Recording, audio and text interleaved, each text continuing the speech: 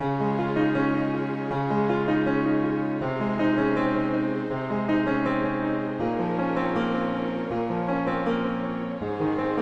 nafiko na nga si Heart Evangelista sa TV host comedian na si Vice Ganda. Ito nga ay matapos itong idawit sa umano'y mga bulok na classroom sa lugar ng dating aktres.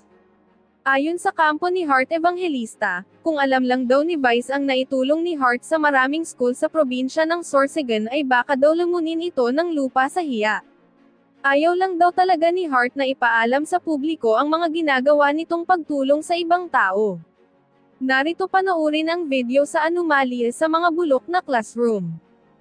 It's after 3 to 6 months At again. tapos tag-ulan pa. Correct. So, So, hindi naman- anong nangyari, nakita ng DBM na mabagal yung paggamit ng pondo. They drastically slashed it from an average of about 100 billion to about 20 billion. No? That also created a lot of the Gap. yung patong-patong na over the years. No? Pero that's 2018 to 2024. But 2024, klaro na DPWH, as mentioned by Senator Legarda, bakit binagsak from 17, naging 7.1 na lang? Doon ako nagtataka eh. Ganun din sa basic education facilities, binagsak din eh. Nasa 34, naging 28 na lang. So, pabawas ng pabawas tayo. So, siguro, the first issue to address is, let's put our money where our mouth is. Ang daming suggestion, ang daming nalalaman, ang daming experience ng mga tao sa kwartong to. Ngunit yung budget, wala. Paano tayo aandar nito? Wala naman palang gasolina. Sabi nga el fondo de la cuestión es el fondo. Hanapin ang pondo. Thank you, Senator Amy. And yes, definitely, that is the goal of the Committee on Finance, according to our chairperson, that we will make this an education budget. So thank you. We'll ask DepEd now to present. ASEC, RP.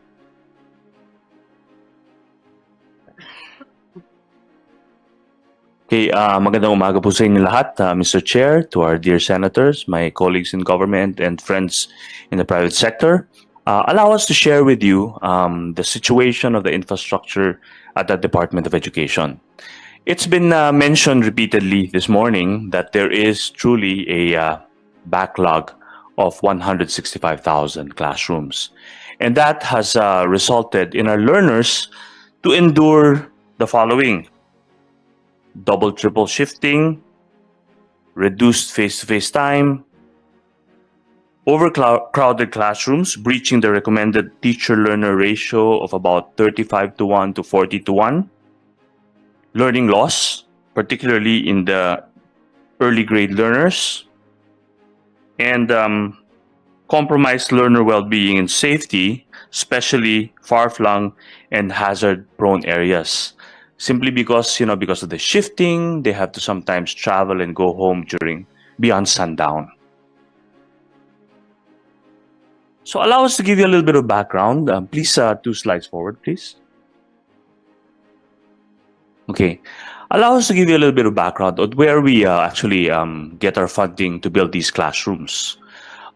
We have our annual appropriation through the Basic Education Facilities Fund.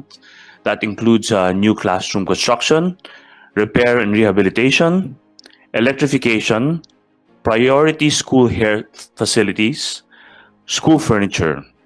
We also have a quick response fund. This is for repairs of calamity-stricken areas or classrooms that were caught on fire. We also have a last mile schools program to reach the underserved areas, particularly in the GIDA areas. And we restore our heritage sites called the Gabaldon School buildings. And in partnership with the DPWH and the local governments and the National Electrification Administration and private sector partners. Next slide, please. So what is DepEd's role in infrastructure delivery? We in DepEd are the end user agency. So we determine the school needs, we pinpoint the site viability, and we set the minimum performance standards and specifications for every classroom that needs to be built. Okay? We also coordinate with implementing agencies such as the DPWH, the NEA for execution. And while it's ongoing construction, we monitor the implementation progress of the classroom build. Next slide, please. So just to get to the heart of the matter, in our modified standard DPWH and DepEd school building design, you will see here the different variants of classroom buildings that we build. And the price to build it ranges from 29,838 pesos per square to 36,267. So that's the price range for every classroom that needs to be built. And this varies because we have different variants of classrooms that can withstand either 270 kilometers per hour of wind or 340 kilometers per hour of wind, particularly for the eastern seaboard that gets hit by regularly by a storm. And this is based on the regional construction materials price data as of March 31, 2024 by the Bureau of Construction at the Department of Public Works and Highways.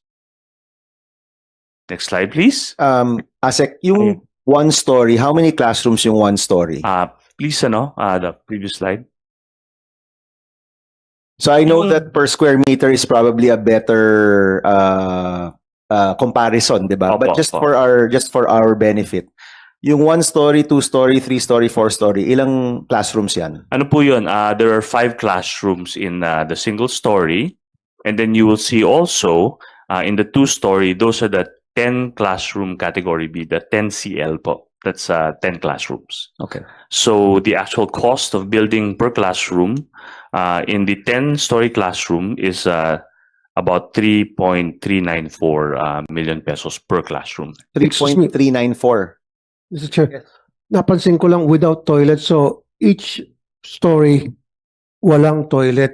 So kung 5-story building yon, 5 stories, walang toilet at yung toilet ay hiwalay at nasa Opo, ibang lugar. yeah. There are Why is that? Ba't walang toilet bawat story? Para hindi na mahirapan yung estudyante na akyat baba. in some cases po kasi meron ng hiwalay na toilet na Bakit that hiwalay? has the Bakit capacity. hindi kasama na doon sa building? It might be available already on site that we don't not need to build additional capacity for toilets. No, sorry po, Mr. Chair. Oh. Kasi ito yung problema, kanina banggit ko yung PTA. Every time na magkaroon ng PTA meeting, palagi ang project ng mga parents teachers ay para mag-build ng toilet. At yung toilet ay hiwalay sa building, malayo. So pag mag-excuse me, may I go at yung estudyante, it will take him or her at least 10 to 15 minutes to get to the toilet and then going up the building. Whereas pag nag-build kayo ng building, ng mga classrooms, nandoon na mismo yung toilet sa per floor. Tama ba? Mr. Senator, ito lang naman po yung menu of options. No, ng mga but that's tinatayang happening building. now. Oo. Lahat ng building na puntahan ko, in fact, nung last time bumoto ako, itong last election, sa Quezon City, four floors ata yun, bawat floor, walang toilet. At yung toilet hiwalay, ang layo. Ba't ganun? Pinaparusahan yung mga estudyante. Pag nag-build kayo ng mga buildings ngayon, school buildings, make sure na bawat floor meron ng toilet para hindi na mahirapan yung estudyante, especially mga elementary students to high school. Di ba, sir? Thank Opo, you, sir, we will ensure that toilets are made available to Asek, who Asek, decides kung may toilet o wala? ito po is part of the parang master plan that each school actually submits to us. So it's really from the ground. Sila po ang nagde-determine ng kung ano yung mga pangangailangan. Is it the principal or the superintendent? Sino po yung nagsasabi, ang gusto namin may toilet, ang gusto namin walang toilet? Well, usually it's the principal, but we also set it with the parameters that we set on kung ano yung mga pangangailangan. So binabangga po namin yan kung ano yung ask at ano yung determined need based on our criteria that we've set. Sige, Senator Kiko, then we'll proceed. Yeah, just very quickly because yung one-story classrooms, merong option of without toilet or with toilet. Pero yung 2-story at 3-story at 4-story, based on your data, walang nakalagay with or without. What does that mean? Can you clarify that?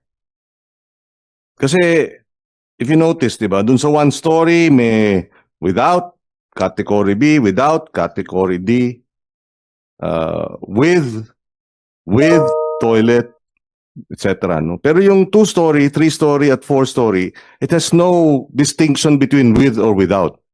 Meron ba yan o wala? I think meron po.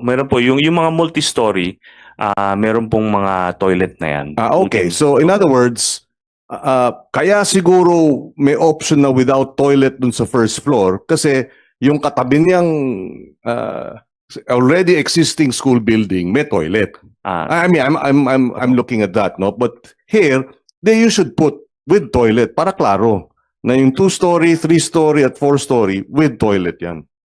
No? Opo, we'll do Mr. that, Chair, Mr. Senator. one more time. I don't think so, Senator Pangilinan. I've been to several school buildings and I've noticed, kaya nga nakita ko to, naalala ko, na 4th floor, 4-story buildings na walang toilet talaga per floor. Yeah. And you should know this. In some buildings actually, hindi naman po lahat meron toilet. Pero karamihan, pero you admit karamihan sa mga buildings na 4 stories na walang toilet per floor at nasa kabilang building or sa ibang lugar. And I've seen that for a fact. Nangyari talaga yan. Kaya sabi nyo kanina, is it because by design na sinabi ng DPWH o sinabi ng principal o sino nag-design yan, na nagsabi niya. Pero sa akin, nakita ko talaga with my own 2 eyes, ilang buildings na napuntahan ko, elementaries, na nagbumoto ako. At talagang walang toilet per floor. May I follow up on that? Just very quickly. That was previous constructed school buildings that Senator Raffy Tulfo is but this is a modified standard. Let's put it on record. Is it modified precisely to address the toilet issues, that the absence of toilets in 4, 3, 2-story buildings as observed by Senator Tulfo? Or is that a modified presentation now including toilets in every 2-story, 3-story, and 4-story buildings? I'm very Kasi nakalagay modified. So my understanding, let me just finish. My understanding is, kaya nga modified yan kasi may toilet na lahat. Yan ang pagkaintindi ko. Based on yung sinasabi ni Senator Tulfo na yung mga nakita niyang dating kinonstruct ninyo, walang toilet. So siguro dahil dyan at galing, sabi nyo, galing sa babayan, they are now requesting dapat may toilet. Tama ba yan? Yun ang paliwanag, please. Tama po yun. Particularly yung mga multi-story, yung 2, 3, at saka 4, lahat po yan may toilet na. Sige. At the very least sa ground floor. We'll have Senator Lauren, and then I'm sorry, mag-stick to na ako. We'll proceed with the presentation. Thank you. It's connected to this. Can you just tell us what is the standard DepEd square meter of one classroom of a 1-story building and how many toilets? Para po maliwanag na yun po ang sinusunod ngayon. Because I heard you, sir, say that depende yan sa hinihingi ng eskwela o ng principal. There must be a template of the size of one classroom and how many classrooms for a 1-story building. You said 5 classrooms. And is this for 1 toilet or 2 toilets? So that we understand and we're on the same page. And I do not think, Mr. Chair, that it would depend on what the principal would ask for. There must be a model, a standard, which you, DepEd, follows. Can I just have that simple answer, please? Thank you. Yes, ma'am. For sure, we have a metric that we follow. Toilet to classroom ratio. I don't have that available with me right now. But one thing for sure is that the multi-story buildings, particularly the 2, 3, and the 4, will have toilets that are made available at the minimum on the ground floor. Yes, ma'am. My first question, sir, was how many square meters is one standard DepEd classroom? Yun muna. Yes, ma'am. It's 9 meters by 7 meters per classroom. And then the corridors are normally 2.5 meters wide. 9 times 7 meters per classroom. 5 classrooms for a one-story building. You mentioned that. Is that standard, or it would be dependent on the lot available? Or is a 5 classroom of 9 times 7 square meters with a 2.5 square meters corridor be the standard? Well, in our presentation, ma'am, you will note that there are 5 classrooms for every floor. So in the single story, this pricing is based on 5 classrooms for single story, and then yung 2-story po, 10 classrooms, 3-story 15. So 5, 5, 5. Yun po yung So for the model. 5 classrooms of 9 times 7 and a 2.5 corridor, is there one bathroom? Just for single story first, so that we understand. In some cases po, walang bathroom. That's one of the variants that we have. Because in some cases po, sometimes the space is limited. The buildable space is limited. And since usually these are in dense areas, there would be a bathroom, a toilet that is available within like very proximity to the classroom that Yes. is to be built. You would say that in the DepEd template, a 5 classroom single story 9 times 7 square meters would not even allocate one bathroom in your model. Is that not basic to at least have Yeah. one bathroom?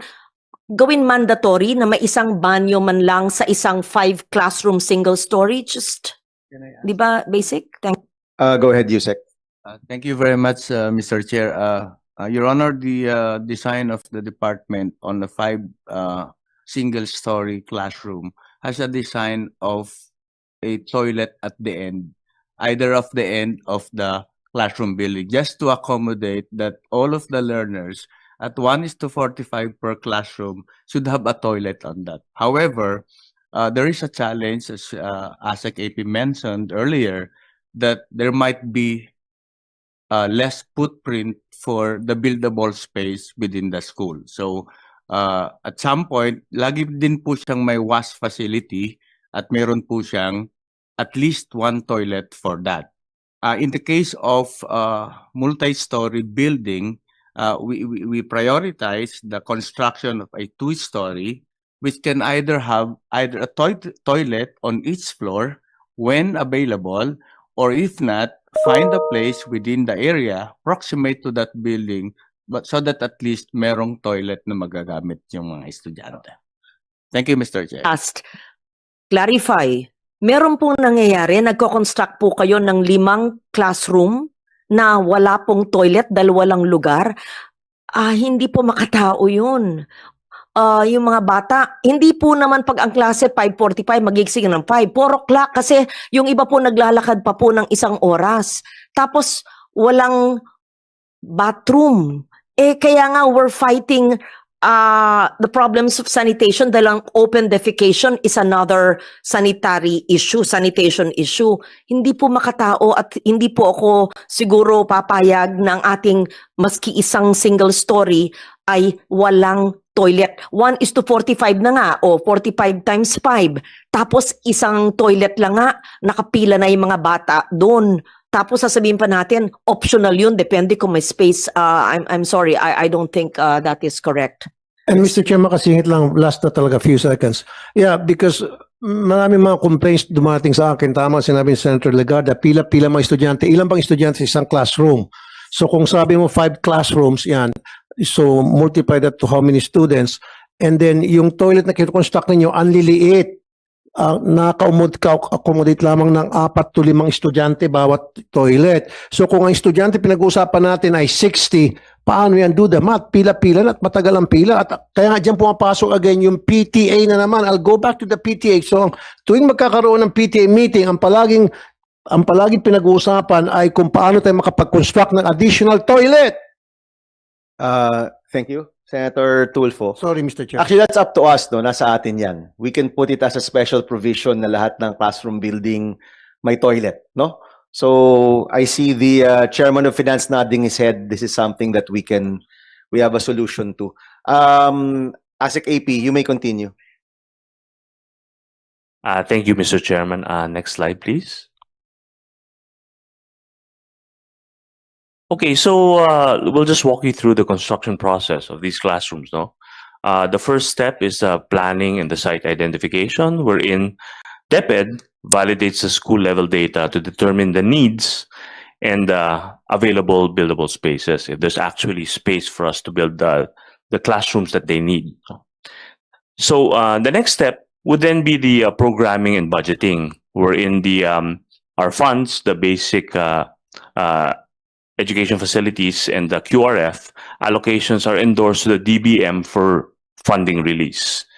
And then we implement, DepEd and DPWH implement the project through MOA. And this one, moving forward, we also hope that the LGUs and the PPPs may serve as co-implementers under the Classroom Acceleration Program. And then we monitor and evaluate. Our regional and divisional engineers monitor the implementation, and the findings are validated through our interagency between DPWH and DepEd site inspections. Next slide, please. So I think it was mentioned already earlier that in our current status, there are still some ongoing construction that includes carryover projects from previous funding years, no? Particularly as early as 2021. And as of July 2025, there are still several classroom construction projects that have not yet begun. Many are for mobilization and many are also under construction already. And given the limited absorption due to delays in funding release, sometimes the target dates have been extended or the construction has slowed down.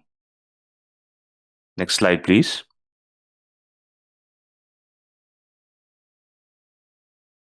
So for this LGU counterparting scheme, allow us to share with you some observations that we've had in the historical arrangements. No, sometimes variations in compliance with the reporting requirements and technical specs.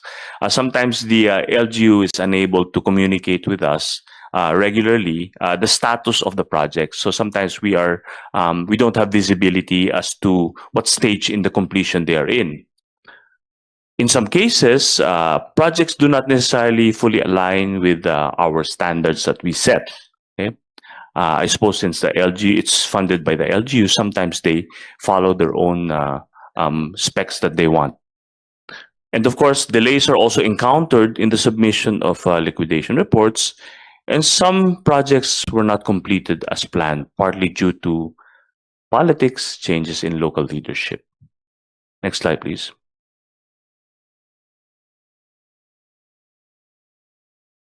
So these are our recommendations, no, on the Senate Bill number 121. DepEd supports the intent of Senate Bill 121 and proposes the following implementation conditions. Number one, there has to be a clear delineation of roles and fund flow mechanisms between the stakeholders, DepEd, LGU, private sector. Number two, to require a national classroom master plan, that we all jointly agree on which direction we're headed, the actual list of schools that should be prioritized. No? And this is now being developed jointly with DPWH under the Joint Memorandum Circular 1 series of 2024.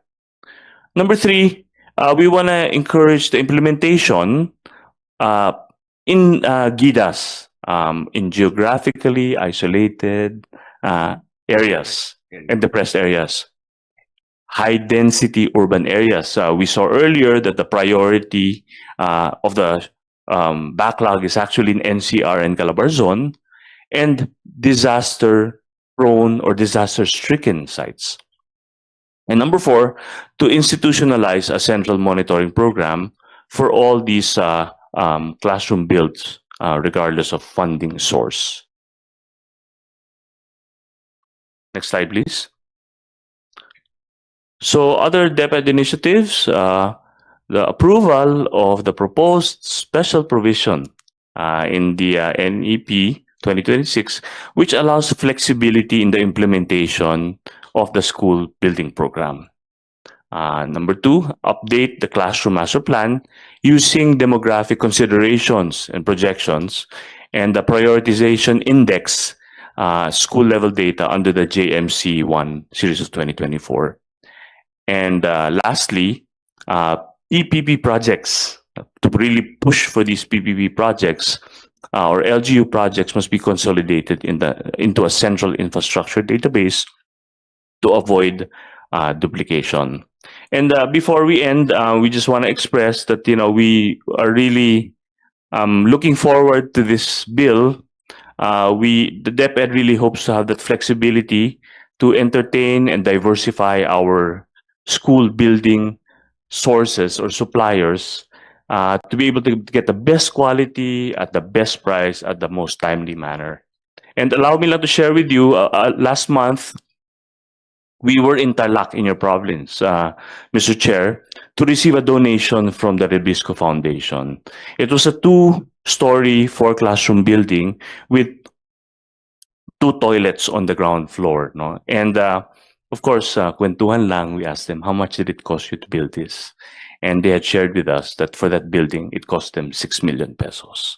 So, Mr. Chairman, Pakiulit nga, 6 million for the 2-story, 4-classroom building. 4 classroom. Opo. President, if I may, Mr. President. Mr. 4 classroom. For classrooms at 6 million pesos. Correct. Yes. Mr. Chair, so that we compare apples and apples, magkano po per square meter?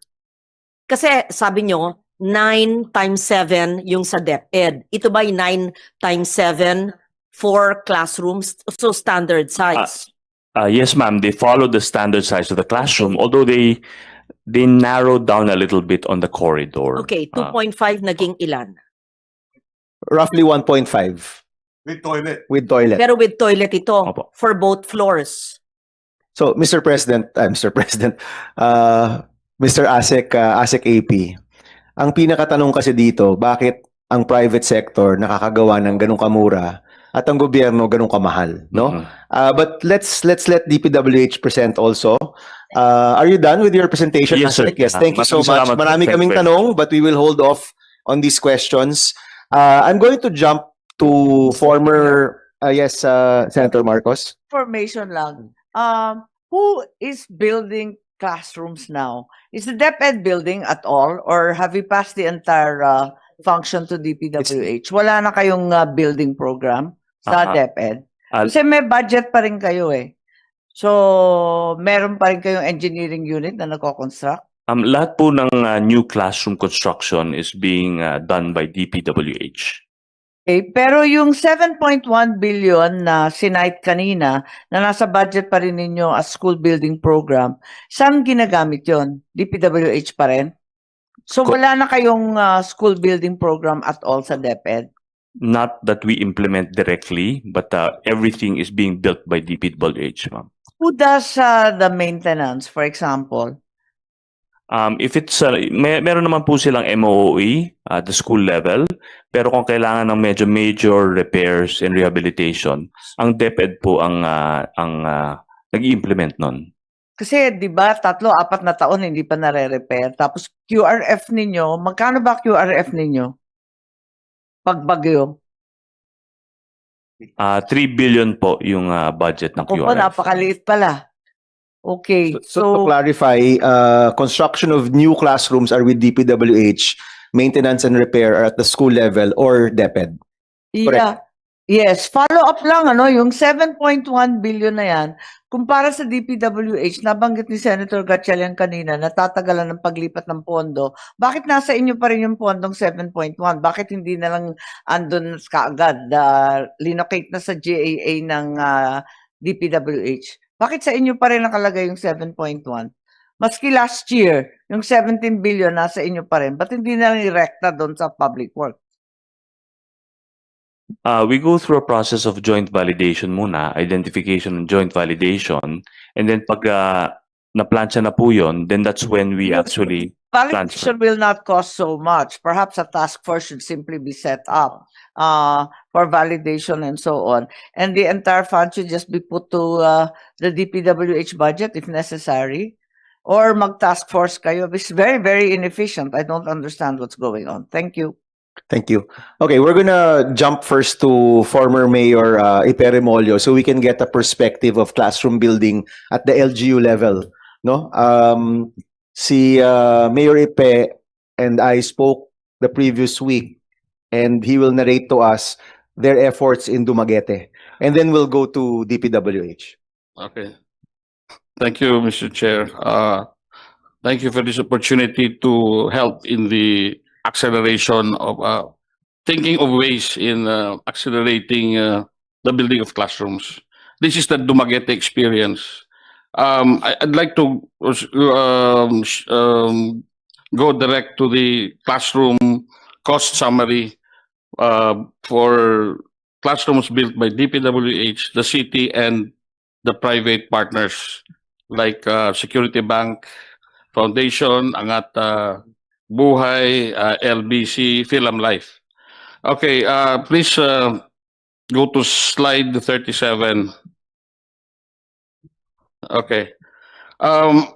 During my 9 years of incumbency as mayor of Dumaguete, we did not have to wait for national funds to be downloaded or to be used for building classrooms. Considering what everybody has already mentioned, it's a dismal, it's a criminal lack of classrooms in the country. We have built, completed and built 6 buildings, classroom buildings, 2-story, 8 classroom building, 3-story, 6 classroom building, 2-story, 2 classroom building, 2-story, 6 classroom building, 2-story, 8 classroom buildings, and 2-story, 8 classroom buildings. So we have completed 8 classrooms, 2-story buildings, and 6 classrooms, 2-story and 3-story buildings, and 2-story, 2 classroom buildings. And the summary states that per classroom, the average cost is about 2.135 million, or exactly 2,135,177 pesos, 0.44 centavos. And these are with toilets per not per classroom but per floor, both on one side male, on one side female. Okay. Okay. This is a standard, meaning we basically follow the design of DepEd with our additions, like the number of toilets. On the size of the classrooms, it's the standard 7 times 9, or 63 square meters. Maybe we will show the pictures later on. No? We also have an experience of, I said, we have completed all this using savings from the SEF, or the education fund, special education fund. Number 2, as an aside, we also, as a part of prioritizing education in local governance, the city actually, maybe we're the only city in the whole country that has bought a private school to make it a public school. It was also because of the circumstances where the private school was closing and we had to take over. And we had a bargain sale. We were able to buy a school run by the Ursuline Sisters from Italy, which was appraised at about 325 million, but we bought it at only 175 million installment for 1 year. And DST, or documentary stamp tax, was all not paid by the city, but by the seller. Okay. Number 3, we also have our experience for DPWH implemented project. We have a 3-story, 15 classroom, and a 3-story, 9 classrooms, which are still ongoing construction and delayed na ito. But the average classroom cost is about 3 167,105. These were built almost at the same time. The city built classroom buildings, and the DPWH built classroom buildings. Again, the difference is about 1 million more or less. On our partnership with private foundations like Angat Buhay, LBC, Philam Life, and Security Bank Foundation, the average cost is about 1.5 or 1,511,000 based on the deed of donation in the contract. But then again, the difference could be is that between the city's cost and the private, it could be because these schools were built pre-pandemic, 2018. Kami, 2024 to 25. And more or less, the DPWH is still also the 24 and still ongoing. All right. So makikita mo yung diferensya. It's a stark difference. But again, also, as my friend here from the Angat Buhay is saying that the standard of the classroom by the private is not 7.9 square meters, but 8.6, correct? 6.6 by 8. So 48 square meters lang. Ang standard sa city, DepEd and DPWH is 7.9. Oh, slightly So, bigger. It's bigger. Slightly bigger. Okay. So you can see, and the stark difference. Slightly bigger, but not 1 million pesos bigger. Yes. Okay. And then on the not just a lack of classrooms, but lack of furniture, especially the chairs. The city has innovated. We have a pyrolysis machine, and which can we have a plastic making machine actually in the city that can convert plastics into plastic chairs. We have donated all the plastic chairs to the DepEd schools. So that's to also to address the lack of furniture or the classroom chairs. So these are, and to incentivize innovative or active principals and getting more money from the city government without resorting to PTA, there are activities of the city like yung street dancing called Sandurot, that's once a year. We invite all the schools, public schools, to participate, and the winners are given prizes like 5 million for the first prize, 3 million, 2 million, 1 million. So it's the incentive to join.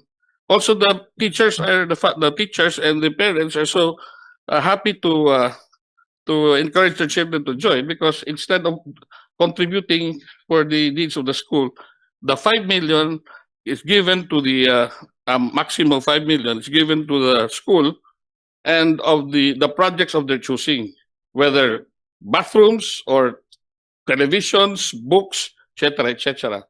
So these are the innovations that we have made to really address all these problems. And the local government is as a stakeholder, is as it's the vital role of the local government and an indispensable role to address the lack of school buildings. No, and I think if all or at least 50% of local governments are encouraged to use their general fund and SEF to build classrooms, and that's a great relief to the funding problem, as mentioned by Senator Marcos. And the way to do that, as I was suggesting to Chairman Bam, is that why don't we incentivize, meaning for every 10 for those local governments which prioritize the building of classrooms, we incentivize.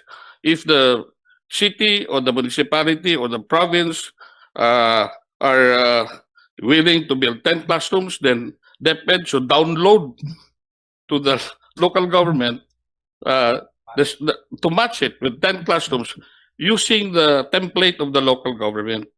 And we also are endorsing the implementation, not just by DPWH, or take it out from DPWH, because DPWH is already saddled with so many infrastructure projects. And for us, in my experience, the building of classrooms is the least attractive to contractors, least profitable, especially if the schools are in the mountains. You have to cross 8 rivers. And konti lang, in other words, konti lang margin. So, walang contractor. Eh kung may mga corrupt pa na mga congressman, gobernador, mayor, patay ka pa. Okay? And in fairness, if DPWH, if you leave it up to DPWH to implement any project, may bawas na yan. Legitimate bawas pa. Supervision fee, ek fee, lahat-lahat na. So that in itself, legally, may bawas na. That's why the local governments, in partnership with, I don't know, Senator Kiko was saying that it's a good idea for the tax incentive if you donate classrooms. But I also would suggest, Mr. Chair, and members of this committee to include the donation of lands or lot by private sector as tax incentive. Actually, Mayor, if I may ask, yung paghahanda ninyo, di ba? Of course, this was when you were mayor of Dumaguete. Yes, and, not too long ago. Not too long ago, a few months ago. Kapag nakakuha kayo ng pera or kapag nakakuha kayo ng go signal from the private sector, for example, we are ready to build, Mayor, we want to build 1-story, 2 classroom. Gaano kabilis nyo madideploy yun? Ilang buwan o ilang taon yun bago mabuo yung classroom? Madali lang yun. There are dilapidated classrooms. We first do that. Replace it with local. They did it for 3-4 months. In 3 or 4 months, Yes, okay. they can do it. Kaklaruin ko kasi the speed of the construction is also important, Yes. no? Hindi siya pwedeng mawala sa discussion natin. Yes. Kapag may nagsabi, handa kaming gumawa, meron kaming donasyon, or kung kayo man sa inyong SEF nakapaglaan ng pondo at ready na kayo, are you saying within 6 months to a year, matatayo yung classroom? Yes, because una, maraming dilapidated classroom replace muna. That would be their priority. So, hindi Second, problema yung lupa doon kasi nakatayo na yung lumang classroom. in the province kasi mas mura ang lupa na compared to Metro Manila. And we have incentivized donors by naming rights. Mhm. We name the school in So, the... Remolyo Memorial Elementary. That's why my father. Meron talaga. Meron talaga. Okay. Mr. Okay. Chair. Donated Mr. son, pero hindi Dumaguete, ibang tao. Mr. Chairperson, just very quickly on the matter of the time, as raised earlier, the period of completion. I may not have caught it, but you compared government and private sector in terms of cost, but in terms of completion period. That's a good question. Was it? It was already also intimated that yung transfer of funds itself, it's 6 months. Malaking Yes, delay but yun. in terms of Yes, correct. Dumaguete, Yes. how fast did you deliver via private sector relative to what government? Wala. Up to now, there's in our 3-story 9-classroom building supposed to be completed April of 2025. Mhm. Hanggang ngayon, maybe we can... When did it start? April 2025 completion. Kailan na siya? Mga September, dapat completed na sa April 2025. Yes, but started September 2020, September. 2024. And ito ngayon ang ano niya, ito ngayon ang status. Hindi pa tapos, 7 Hindi pa months. tapos. And the status is, can you go to private school? Yeah. Can you go to 1 hectare lot? Okay. Okay, built by DepEd. In other words, what you're saying is Ah. it's cheaper and it's faster Faster. compared to the government public works school building projects. Ano yan? Mas mahal na, mas matagal pa. Yan. That's, no. School building, okay. Ganito na lang. Slide number 29. 29, please. This is supposed to be completed. This is the 15-story, 3-story, 15 classrooms. Supposed to be completed December of this year. But that is the status as of 2 days ago. Look at that. Can you finish that in a 3-story, 15 classroom in 5 months? Or 4 months? August na tayo ngayon. August, September, October, November, December. You cannot finish that in 4 months. 3-story, 15 classrooms. Dapat yan, completion date December. And started when? Started 4 months ago. So for September, October, November, December. So about 8 months to complete. Dapat 8 months. Yes. Ang isa, ang ganyang, pero yun na nga, apples to apples. Your private sector initiative with the local government, ito 8 months mukhang hindi matatapos. Sa inyo, ilang buwan natatapos? Pwede ang 4. In fairness, the private sector initiative is only one Yes, one so story. to apples. If it's 1 story and 1 story building for government, public works, 1 story with the Wala pa NGO. kaming experience sa 1 story sa DPWH. Okay. Puro 2 story or 3 story. But you already completed Yes. 2 stories sa Yes. private sector. Yun, Okay. ilan yun? Mabilis ito. Eh, ano We have completed on the date, same date. So how many months? 8 months to 9 months So 2 stories, 8 to 9 months, private sector completed with bathroom. with bathroom. Yung gobyerno, Toilet. yung public works, 2 stories, how many months? 2 story. Ito nga. Hindi pa tapos. Tapos yun ang I am basing that on the tarpaulin which is on the site itself that meron sinabi date started, date of target date of completion, which is they say either the date itself or the number of days. Let's say 235 days. Compute mo na lang yun. Nandun Okay. lang. In other words, mas mahal, mas matagal. Mas matagal, mas mahal. Ang pagka-private sector and LGU, mas mabilis, mas mura. Correct. O hindi dapat ganun ang direksyon. Right. Thank you, Senator Pangilinan. We'll have Senator Marcos ask a quick question and then we'll proceed to DPWH. Hindi po question. Unang-una, babatiin ko lang ang kabatch ko sa Kabataang Barangay, si Mayor Ipe Remolyo. Pinagmamalaki po namin yan at talagang education mayor siya. Ikalawa, meron siyang binanggit. Ako galing sa lokal gobernador. Pinagkakait sa amin yung SEF. Nabanggit na niya yung SEF na nagdedeklara kami kunyari ng savings. I highly recommend that we liberate the SEF because the SEF is a menu that's provided to local government, early learning, sports activities, etc. Samantalang yung eskwela mo, talagang ginahasa ng bagyo, wala ng bubong. Kaya magdedeklara ka, kunwari, ng savings. Hindi naman savings yun eh. Kasi limited nga to the menu. So I highly recommend that the SEF be turned over to the LGUs to determine what exactly is their priority, kung talagang repair ng eskwela, kung bubong, at kung toilet nga, para talagang ma-address yung kinakailangan. Hindi yung ibang priority, kung maaari, siguro magbukod ng kaunti para sa early learning, sa sports, at kung ano-ano pa. Pero yung basic needs, hindi na-address, sayang lang. Thank you, Senator Marcos. We also have a few bills amending the SEF from DepEd and from EDCOM. So, Senator Gatchalian, and then we'll move to DPWH. Thank you, Mr. Chairman. Just a quick comment on the presentation of Mayor Remolyo. Ako nung mayor ako, I was the direct beneficiary of the school building counterparting program. It was initiated during the time of President Pinoy, and si Secretary Abad was the prime mover of that.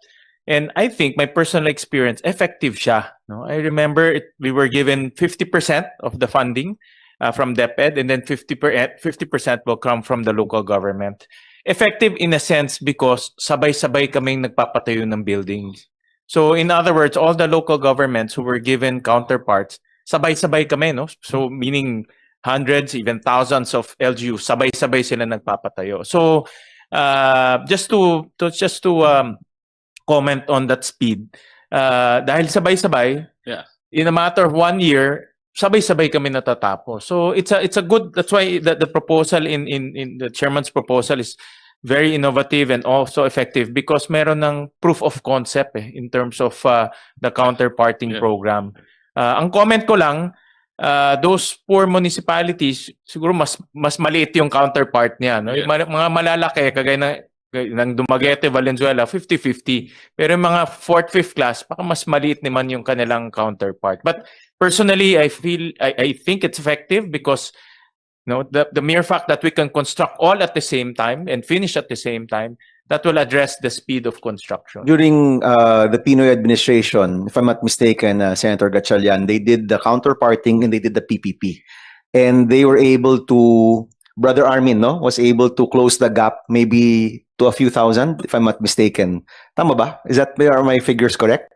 So kung kokopyahin natin yung PPP na balak na rin ng DepEd and itong sabay-sabay tayong gagawa, we might be able to indeed close the gap again within this term or maybe the first half of the next president's term. Baka masara natin to. That's the basic idea, no? Okay, so before we go to DPWH, gusto ko lang banggitin, Iloilo submitted also their figures. This was submitted by the governor but he just couldn't make it today. 1-story, 4-classroom at 5.1 million pesos. So ang average niya is only 1.275 per classroom. And meron din siyang 1-story, 3-classroom at 4,050,000. So his cost per classroom was 1.35 million. Even lower. LGU Yes. implemented? Locally funded. Locally funded. All right, we'll go to DPWH. Who will be presenting? Yes, sir. Sige po, go ahead. Mr. Chair, makasingit lang. Yung pinag-usapan natin ng mga amounts ng classroom, LGU versus DPWH, na-factory na ba doon yung property, value ng property? Well, yun yung gusto nating malaman, Mr. President, no? So we'll wait for everyone to present. I'm sure we all have our questions tungkol sa site preparation, kung malayo ba yung lugar o hindi. Some of our NGO partners can also answer that. And eventually, aabot tayo sa drilling down of even cost of materials. Ako gusto ko malaman kahit yung cost ng semento, cost ng bakal, cost ng pako, cost ng kahoy. We need to find out para ma-compare talaga natin. Then we can see kung justified ba talaga itong bigger cost ng gobyerno compared to LGUs and the private sector. And this committee has the power to get those documents, no, if I'm not mistaken, Mr. Chairman. So, malalaman din natin yan, makukumpara natin, and we should be able to come up with the right price. Kasi kung bumubuo po itong cap law na ito, ang DepEd is going to prescribe, di ba? Kung syudad ka, ganito yung presyo mo. Kung nasa rural area ka, ganito yung presyo mo. Kung nasa napakalayo, I think GIDA ba ang tawag doon? Kung GIDA area ka, ito yung presyo. And to be able to come up with those numbers, kailangan makumpara natin yan. And hopefully, with the support of our Chairman of Finance and the Executive Department, we'll be able to come up with a good fund na pwedeng sabay-sabay tayo lahat gumawa. So, do you wish to say something, Yes, Mayor Mr. Lipe? Chair, Very quickly, please. Since Senator Loren was asking about per square meter. So kasi pag 2-story or more, there are corridors plus additional toilets.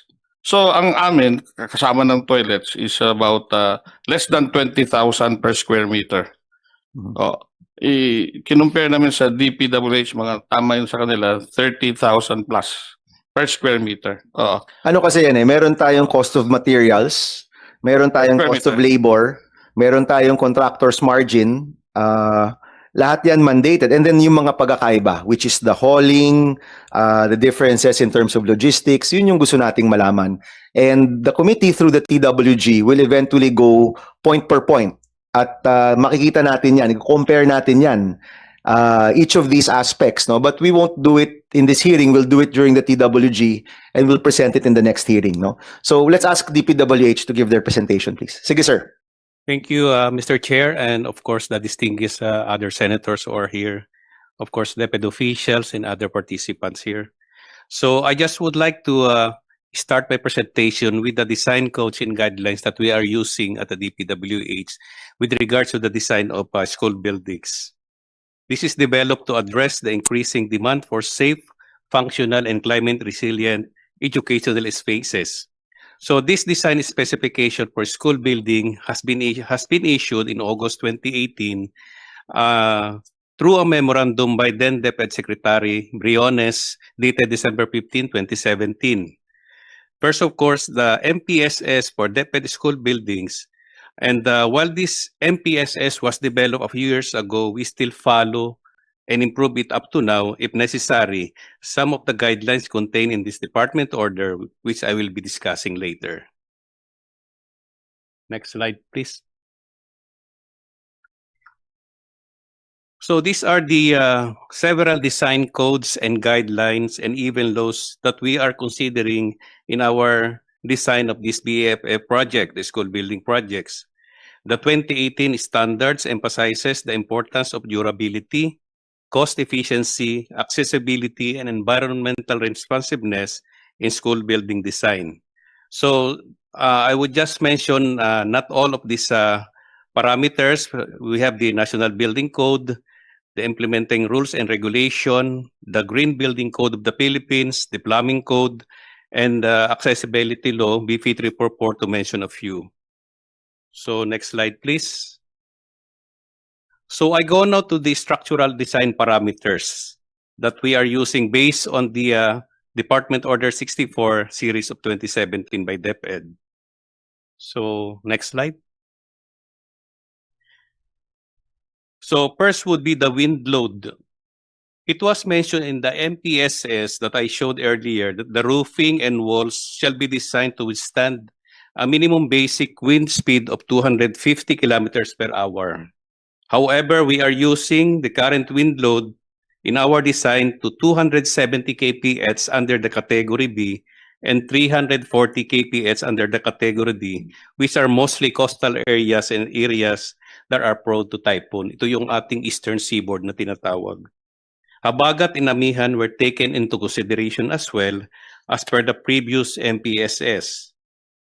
Now for the seismic load, we are the building is expected to withstand the 8.4 magnitude earthquake, and the finished floor line shall be elevated usually to 2.2 meters above the level of flood, as indicated in the site appraisal report. Now for the live loads, we have 1.9 kPa per classroom, very technical. Now for the building foundation, it shall be designed for at least a net allowable soil-bearing pressure of 96 kilopascal. And it is expected for a design life of at least 25 years. Next.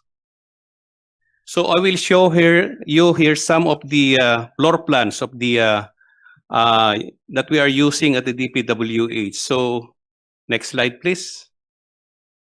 So for this option, we can use it for a multi-story 2, 3, and 4 standard school building program. So you can see here in this option 1, we have 2 toilets at both ends of the building. Next option. So we have, if we opt to build with home economics room, so this will be the plan that we should be using. Yusek, Yes, sir. we can go to the, I know you have actual pictures, no, or actual designs. We can go there. Mhm. And can you also tell us how much, no, magkano to yung costing niyo dito? Sir, I did not include the costing here for the moment, sir, because we have the tabulated as reported by DepEd. Yes, I just present, sir, the basis of our design at this time. So yung DepEd figure are your figures? Yes, sir. Yes, sir. So 3.93 million? Was that the reported ASIC AP? Roughly 3.93 There's a per range, classroom. there's a range Oo. between about 2.6 to 3.8. 8 million per classroom. Opo, opo. And pasok po yun sa DPWH figures. Is that correct?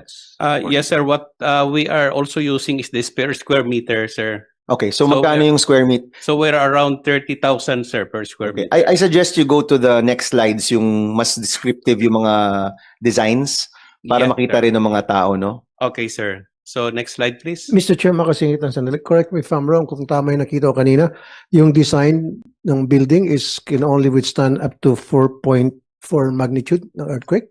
8.4, sir. 8.4 8.4. magnitude. Okay, sorry. Yes, sir. Thank you. So next Yan. slide, please.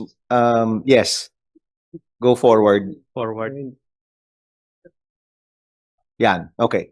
So these are the designs that you are following right now, no? Yes, sir. Okay. And this is a 10 classroom building? Yes, sir. I think that is 10. Yeah, two-story. Two-story. At Next magkano slide. yung presyo nito? USEC or ASEC of DepEd? Ito yung kasama sa menu earlier, no? This is the one, right? Yes, opo. For the two-story 10 classroom building, it's between 3.4 million per square to 3.8 million per square. Okay. Or rather, sorry, per classroom. Per classroom. yeah. Okay. And per square meter, that would be around 30,000 per square meter.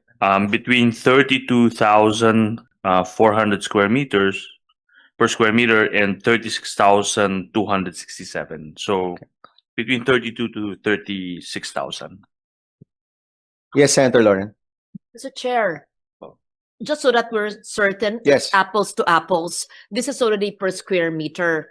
The use of materials, the kind of cement, the kind of wood, ano kayang ginto ang ginagamit ng DPWH na halos doble? If it's 32 to 36,000 per square meter and the private sector, these are agencies of government. But perhaps, sino yung contractor na gumagawa ng 36,000 at sino yung contractor na gumagawa sa private sector ng 20,000?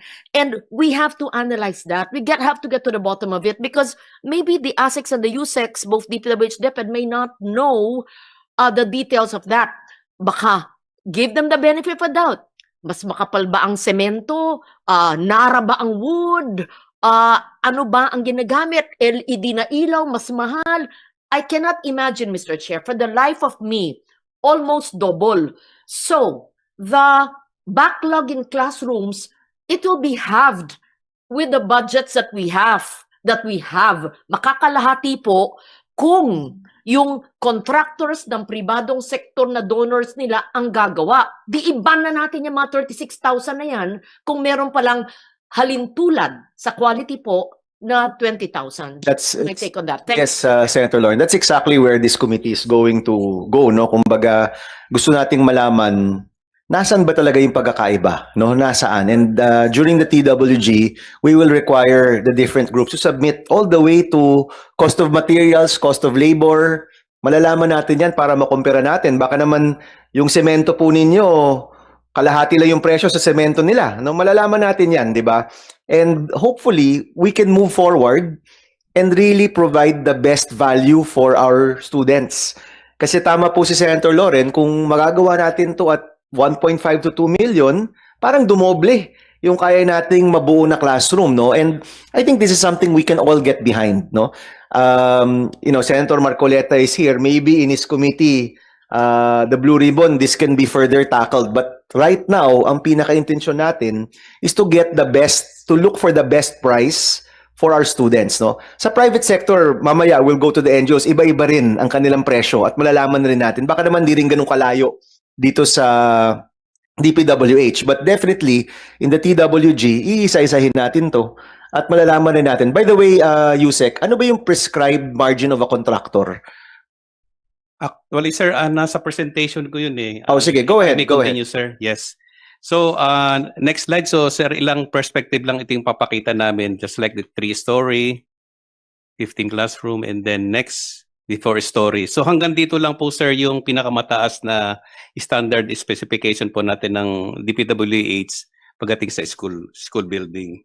Mr. Chair, makising lang, mabilis lang, Yes, in sir. support dun sa sinabi ni Senator Lauren Legarda kanina. Yung pinakaiba nga nung kontrakto ninyo at kontrakto ng LGU, bakit mas mura yung kontrakto ng LGU? Pagdating sa kontrakto ninyo, kayo, mas mahal. At ano nga meron? So siguro mas maganda, tulad ng suggestion ni Senator Lauren, tanungin nyo siguro kung sino mga kontrakto ginagamit ng mga LGU na mas mura para yun na lang gamitin ninyo. Para mas makamura pa tayo, mas papabilis pa yung construction ng building. Kasi sa inyo, umabot pa na up to 3 years. Samantalang sa kanila, 7 months lang, maximum 1 year. Sa inyo, matagal na mahal pa. Dito sa LGU, sa mga private sectors, mura na mabilis pa. Meron pang kasamang toilet. Sa inyo, wala. Mr. Chair, Go ahead, add to sige. that, that's a good observation, Mr. Senator Tulfo. In addition to that, yung 6 na school buildings na build ng Dumaguete, walang ano yan, iba-ibang contractor niyan, walang doble. So there's 6 different contractors, more or less the same price. Prices. So pwede pwede naman i-introduce sa iyo yung contractor na nag-contract sa amin. Baka naman makabigay sila ng Generally, Mayor, magkano ang margin ng mga contractors that you were able to get? I think it's Or- about 7 to 12%. I think that's a standard. That's the standard, no? But in your case, baka naman nag-zero sila. De, Or sigurado nag-donate kami- sila, hindi naman. Hindi naman. Ang sigurado ko lang, ang back namin malinis. Walang patong sa mayor, wala kaming komisyon. Kaya nakakatipid ang ano. Well, This is what I can say for myself. and later, we'll ask the NGOs also. Baka naman kaya kayo nakakamura is kasi yung contractors ay hindi kumikita. Maybe they're donating their margins. No? We'll find out. Malalaman ho natin. Sige po, Yusek, go ahead. Okay, thank you, sir. Next slide, please. Next slide. So ito, sir, yung costing consideration ho ng DPWH. So for the detailed architectural design plans, ito po yung mga standard natin, 7 by 9 meters ang isang classroom.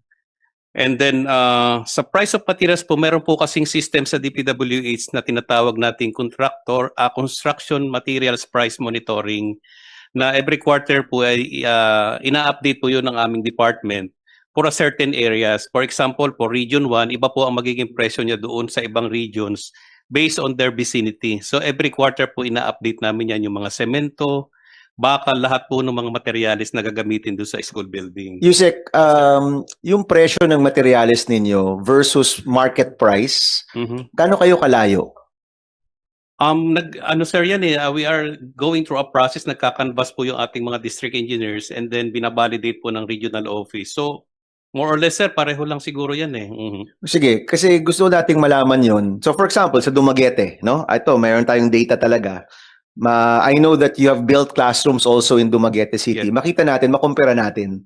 Because kung pareho yung price of material ninyo at pareho naman yung probably labor cost at standardized naman yung contractor's margin, saan nagkakaroon ng pagkakaiba sa presyo na 30 to 40% ang pinagkaiba?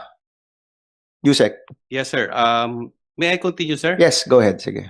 Now, likewise for the labor cost, we are updating it every quarterly. Base po doon sa DOLE labor rates for every region. So quarterly po, pag nag-issue yung DOLE, ina-update po namin. And then also the equipment rate. Kung kailangan ng equipment, we are based po kami doon sa 26 edition ng ASIL rate. Standard po yan na ginagamit ng lahat ng mga implementing offices. Next slide.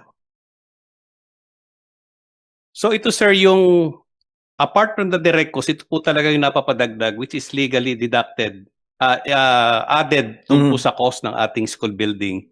Ito po yung tinatawag natin na indirect cost, which is the overhead contingencies and miscellaneous.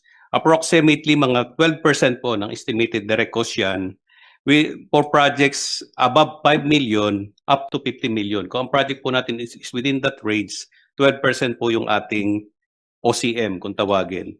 And then the contractor's profit, pag more than 5 million, it's only 8% po yung margin po ng contractor. And then BAT, I think ang BAT ngayon is 12% po, nagtaas po sila. And then we are also deducting the engineering and administrative overhead. Normally po 0.5, 0.5 po kami ng DepEd. So yun po. So next slide please. So ito po yung mga factors that may affect po the cost po ng actual implementation ng school building. So based po doon sa ating parameters na diniscuss ko kanina, we are also conducting the soil boring test to determine the capability of the soil to carry the structure. So magdedepende po talaga yung foundation natin sa design, foundation design based on the result of the geotechnical investigation. So malaking factor po yan kasi pagka malambot talaga yung lupa, we will need siguro mga mat foundation based po doon sa mga design po natin. Minsan po mayroong kailangan pong itaas natin doon sa ating sinasabi natin kanina na 0.4 above the flood level. Minsan po may mga area talaga na matataas, itinataas pa natin kasi nagbabaha. Meron po mga adjustment po na ganyan. Yes. Yung soil test, ang gumagawa ba DPWH o sa Bureau of Soils ng DA? At hindi ba nakabaon na yun sa budget nila? Kailangan pa nyo silang bayaran? Just for that, Mr. Chair. Please respond. Mr. Chair, usually po DepEd talaga ang gagawa noon. Pero meron po kaming arrangement ngayon sa 2025, mag-download po sila ng pang-soil test po nila dito sa aming Yung soil test ba kasama na yun dun sa cost of the building? Hindi po. Hindi pa. So iba pa yon. Hindi So pa, that's sir. not a reason why Yes. mataas yung presyo ng building natin, no? Hindi yun yung reason kasi iba yung pondong yon, no? Okay. Senator Pangilinan? Are you saying what you're doing here, the private sector does not do? I just want that clarified. I don't know, sir. Well, that's Siguro what po. maybe we should be able to present because you're defending your budget, eh. Yes, sir. And you're defending it against a lower budget. So maybe it should be part of your presentation to compare it with the lower budget and defend it. Hindi ba? Yes, sir. Okay, thank you. Yeah, go ahead. Ano yung soil test being done by DepEd? Meron ba silang expertise para mag-conduct ng soil testing? Sir, pinapa-bid out din po nila yun. Okay. Yes. But that's a separate allocation. Yes. It's a separate allocation. Mhm. Sige, Yusek, go ahead. May I continue, sir? Minsan naman po re-request sila ng other amenities, not amenities, other structures. For example, merong gusto nila magpalagay na rin ng solar panel kasi kailangan din naman talaga doon sa mga lugar. Opo. Minsan may water tank, may mga ganun po silang mga request or additional comfort room. But Yusek, hindi yan kasama dun sa costing na pinakita ng DepEd. Hindi Itong po. mga dagdag. Hindi po. Oo. Let's just keep it to the basic, no? Kasi we're looking at bakit yung basic cost nito at basic cost ng LGU ay magkaiba, no? Sige po. I think, sir, that is my presentation po. Tapos na po. Mr. Chairman, a quick question lang. Very quick question based on an earlier interjection by Senator Win. No? If the matching by the DBM and the LGU of 50-50 plus the PPP as a policy worked, why did DepEd and DPWH change it? Why was it changed? Why was it not continued? Would anyone with institutional memory help explain? Go ahead, Yusek. The counterparting agreement really was a good practice before, but in the change of administration, this was not considered. And at the same time, all other LGUs which do not have the capacity to do the counterparting is a sort of like discriminating. Oh, dehado sila. Dehado po Oo. sila. And the idea at that time is really 50-50. What the LGU can provide, tatapatan ng DepEd.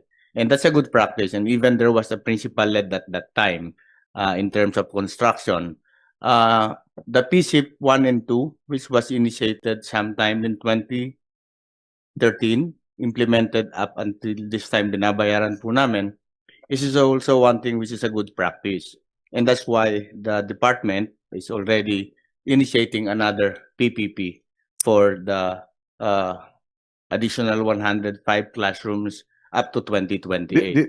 Did they explain why they decided not to continue? There was no, well, I do not know of any reason, Mr. Chair, on why was it stopped. But So you're saying both were good policies. yes, sir. Yes, sir. We And consider- therefore, just going back to the same, diba?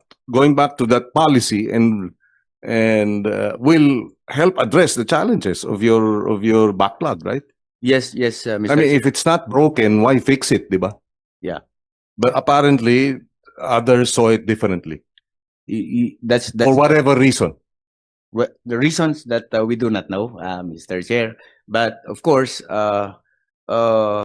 again, there is also a provision kasi at that time that all of the projects, school building programs as provided for in DAGA should be under DPWH. Ilang years na yan, Yusek? Ilang years na yung It policy na yan? started in 2018, I think. 2018, yes, Apo. Okay. And even up to this time, in 2025 GAA, what is being left in the department is only the school furniture. Okay, so clearly, if you go back, clearly that's when the downturn happened in this change of policy to give it to DPWH for implementation. Diyan lumobo ulit yung classroom gap natin, no? So moving backwards, 2016, 2017, actually the classroom gap was lessened. Is that correct? No? Lumiit siya, no? That's correct. Was it ever closed or ano lang siya? Lumiit lang. Lumiit lang. So maybe it was down to, what was it in 2017? 2016, 2017, down to I think 20,000 or even less. Would you remember? Does DepEd have that data? Or we can ask you to We present can- it next time. We can get back. Chair, I have some historical Go ahead, knowledge go on ahead. this because I was a chairman of the Committee on Finance. The last year of the Aquino administration and the 3 years of the Duterte administration, when in a hearing like this, it was requested by DepEd so that the school building fund, as we called it then, could be utilized more efficiently, supposedly, that it would be Department of Public Works to implement it. At the time, the funds were in the school building fund, and the engineering of the DepEd were not, I don't know, I cannot say not too competent, or they were not competent to effectively use it at the quickest possible time. And they requested it to, for DPWH to implement the construction of classrooms. I think that was in 2016 or 17. When was it transferred? 2018? Or 18. That was during our time. And so we abided by the request of the agencies. But apparently, Yes. I mean, it didn't work. That's why an assessment is needed, because at the time it was lagging behind when it was under DepEd, and they requested, can you decongest it from us and transfer it because we don't have the engineers to do it. So perhaps it's been 8 years since that request was made, and check, or was the lag? Was the lag in the implementation of classrooms better when it was with DepEd, or is it better or just as bad? Perhaps we should review that. Well, Thank you. the reason why we have this bill, Senator Lauren, is to address these problems, no? So, kung ang DepEd, I don't recall kung sila yung nag-request to give it to DPWH. Ngayon naman nasa DPWH, pero lumobo rin yung ating classroom gap.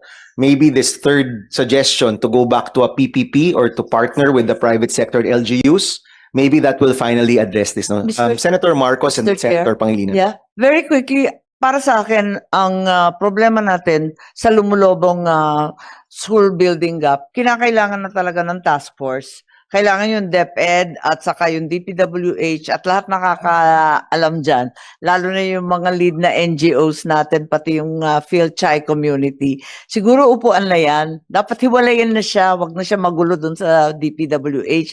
Kasi nakikita ko yung problemang ganyan na kailangan rin ng task force na talagang isang committee na hiwalay. Ibukod tangi na natin sa napakaraming trabaho ng DPWH.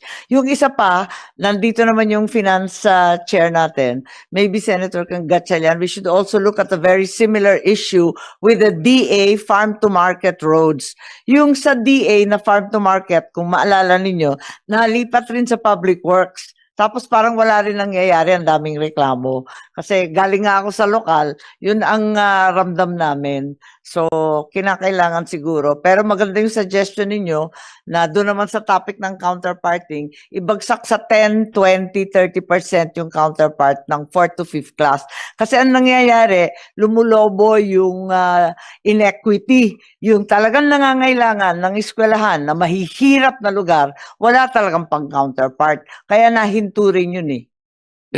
Just very quickly, just to reiterate, it was working. The PPP and the matching was pretty much working, and the DepEd official here has said, ASEC Yusek Cabral, that it was a good policy. So, and therefore, when it was changed, medyo doon nagko-problema nung nilipat sa DPWH. So, but yun na nga ang tanong, how do we now make it into, na hindi kung sino ang pumalit, pabaguhin. In other words, gawin natin sa batas yung Thank you. ganong klaseng program. Thank you, Senator. Senator Marcoleta. Chair, let me continue with the questioning of Senator Pangilinan. You narrated a good point. Yung sinasabi mong counterparting, whatever it is, PPP, it could be convergence. When you were asked what happened, you said, I do not know. Bakit? Ba't hindi nyo alam? At that time, kasi, I think Senator Pangilinan is asking for continuity. yes, sir. If you were able to present a good experience, let's not forget that. Let's not get away from that. Kasi maganda yun eh. I think we were able to see the difference. Before DPWH took over, you were saying that there is a light at the end of the tunnel. Pero you were asked, bakit hindi kinontinue? And you said, it was a good policy maybe. That was the point where we were having good turnout of school buildings. Hindi man lang natin lahat, but we were succeeding. Bakit hindi tinuloy? What happened? What is the reason why it was not continued, given that it is a good initiative? Mr. Chair, Your Honor, the response that I made is that simply because I was not part of that time, I was an implementer in 2014 and up to 2016, 2017 in my capacity. That's the problem. There is no continuity. You know, I saw a plan in South Korea. Meron silang sinusundan na plano, 1901 until the present. Kahit na pinakulong nila 3 presidente nila, it doesn't matter. Yung program ng presidenteng nakulong, tinuloy, walang yun, walang politika eh. That's probably the reason why there's a difference between us now in South Korea. Maganda na yung tinutumbok mo kanina eh. When you were asked, ano ba nangyari? But I don't know. Why don't you know? Bakit hindi natin... Walang institutional memory within DepEd na meron palang nangyari, a good episode that happened. Maybe that is the first time na nagkaroon tayo ng ganong episode, Mr. Chair. Ba't mo ka kinalim? Dapat ituloy natin, kung maganda, ituloy-tuloy natin. Kung merong lalaban doon, sabihin natin, anong ilalaban mo, maganda yan. Para sana tuloy-tuloy. Doon medyo nagkakaroon po ng pagsisikip ng dibdib eh. Tama na nga eh, siguro dati... Hindi natin makita yung solusyon. Nakita na nga natin eh. Hanggang sa nag-take over ng DPWH, nagka-busit-busit na naman. Sir Chair. Yusek will respond, yeah. and then we'll have Senator Lauren, then we'll proceed to the Thank you very NGOs. much for that, sir. But the reason why I was saying that I do not know is that I am performing and functioning on a different capacity at that time.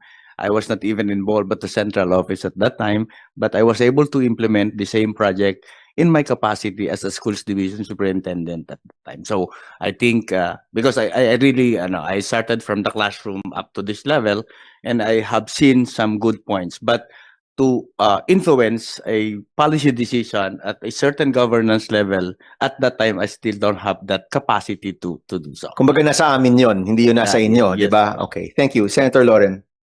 Since I, among all of you, I guess, have the historical knowledge on how it was. During the Aquino administration, the Duterte administration, and even now, Secretary Angara, I spoke to him the other day, there's a challenge when DepEd is empowered to do solely the engineering or the construction. And in 2016 or 17, I believe, there was a need to move it to DPWH. I recall Secretary Angara, as soon as he assumed, he looked at this problem already. And all they're asking for in DepEd, if I may speak for you, is flexibility. So that it would be either DepEd, because you have an engineering group, no matter how small, or LGUs to allow that, PPPs, private sector, and DPWH. but in the GAA provision of 2025 and this year, it empowers the DPWH. Maybe we're silent on PPP and perhaps, ayoko naman po unahin yung chair ng finance, but perhaps this could be a special provision so that we could allow it for the GAA 2026. I think that is my understanding of the advocacy, both of the President and Secretary Angara, in many statements they've made, and in my meeting just the other day with the good secretary. Flexibility, not totally taking it out, pero 3 o 4 na daan para ma-decongest sa isang ahensya na ng gobyerno. Tama ba ho ako, DepEd? O yun ang sabihin kasi nyo? Yes, Mr. Chair. We included a special provision in the 2026 as proposed that DepEd should be given certain flexibility to manage the fund in terms of the school building program so that we can allow if it can be done by the TBWH or do a partnership with the LGU and the private sectors or even proceed with the PPP. What we want to do, Yusek, is we want to pass this law similar to when we passed the free college law, Senator Lauren. Senator Lauren was the chairman of finance during that time. Napasa na yung batas and a number of us, including of course Senator Gatchalian and Senator Lacson, got together, pinag-usapan na kung hihintayin natin yung DBM cycle, it'll take 1.5 years before we implement. At naghanap kami ng funding for the free college law on the first year before it became regularly programmed. At ngayon, coming from the flood control controversies na nakikita natin, mukhang may masisave tayo doon. Baka pwede yung perang yon magamit natin for the classroom acceleration program. And that will provide you the cover to create that task force or council that Senator Marcos is talking about to focus on the classrooms where we can have the LGUs and our private sector participate in this national fund na kung saan sabay-sabay tayong gagawa. Maybe, kung sabay-sabay tayong gagawa, may chance tayong to close this gap, no? Okay, so it's 11:30. I intend to finish at 12, no? Kasi wala kaming pang lunch ay, no? Just kidding. No, we're gonna have more hearings naman regarding this topic. So we just request DPWH to engage in the TWG and to go line by line para maintindihan namin nasaan ba talaga yung cost differences. I think it's also better for the agency na makita yung level of detail na yan. Kasi baka naman meron kaming hindi nakikita. Of course, when you talk about 3 million or 3.9 ba? 3.4 million versus 1.5 or 2 million, obviously we will jump to conclusions, di ba? But maybe with that line by line analysis, makikita talaga natin nasaan yung differences. So we invite you to please participate fully in the TWG, and we will present this in the next hearing. Senator Gatchalian, and then we'll have the first of the NGOs to present also their good work, no? Senator Gatchalian. Mr. Chairman, just on the matter of cost, and this is where it becomes very tricky. Kasi alam ni Yusek Cabral yan, he became our superintendent in Valenzuela. Meron kang mga area in Valenzuela wherein adobe yung lupa. May area kami sa Valenzuela, putik yung lupa, no, in barangay. It's muddy. And I remember asking, I think it's our local engineers, the cost of a building, 2-story building in that maputik na lupa is twice as much as the one in putting up in adobe because of the foundations. Tama ba, engineer sa DP? So this is where it becomes tricky because the foundations of different barangays, different areas, iba-iba, may malambot, may matigas. And that's where the cost becomes different, no? So the classroom is the same, but kung ano yung nasa ilalim, iba, no? And my suggestion to DPWH, maybe they can standardize, let's say, pag ang lupa mo adobe, this is the cost. Pag ang lupa mo is swampy, ganito yung cost. So that it will be easily understood by people like us in the policy side on the matter of cost. Kaya lang, Senator, ang pinakamura nila yung 3.4 million eh. Classroom pa lang yun. Ayun yung pinakamura eh, di ba? So meaning kung yung lupa ay kakaiba o may special na kailangan, iba pa yun, di ba? Dagdag pa yun. Am I correct? I'm correct, right? No? Yes, Yusek. Sige. Puro putik ba yung barangay? Wala na makuha walang putik? Walang ibang... Dating kasi yun, malapit pero yung sa... barangay, meron ka naman makikita. Pero naman, pero malambot. Ang point doon, Senator Marcoleta, malambot yung area. Yun. Ngayon, kung mas mataas pa yung cost, sa 3 million, babagsak na sa Blue Ribbon yun. No?